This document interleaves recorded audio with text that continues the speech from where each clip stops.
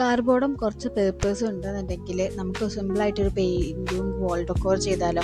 അപ്പോൾ കാർഡ്ബോർഡ് എടുക്കുക, ഞാൻ സ്ക്വയർ ഷേപ്പിലാണ് കട്ട് ചെയ്തെടുത്തിട്ടുള്ളത്. ഇനി ഇതുപോലെ നമ്മുടെ റീഡിങ് ബുക്സ് ഉണ്ടാവുമല്ലോ, അങ്ങനത്തെ ബുക്സ് നമ്മൾ യൂസ് ചെയ്യാത്ത പഴയത് കിട്ടും, അതിൽ നിന്ന് ഞാനിതുപോലെ പേപ്പർ കുഞ്ഞു കുഞ്ഞു പീസസ് ആക്കി കീറി എടുക്കുന്നുണ്ട്.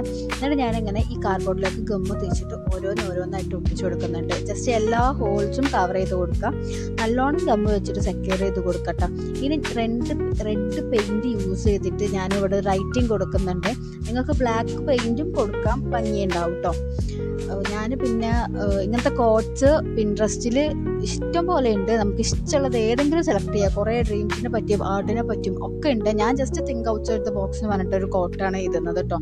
നിങ്ങൾക്ക് ഇഷ്ടമുള്ള കോട്ട്സ് നിങ്ങളുടെ ക്രിയേറ്റിവിറ്റിക്ക് അനുസരിച്ച് നമുക്കിവിടെ എഴുതി കൊടുക്കാം. അപ്പം ഞാൻ ജസ്റ്റ് ഈ കോട്ടാണ് സിമ്പിളായിട്ട് എഴുതി കൊടുക്കുന്നത്.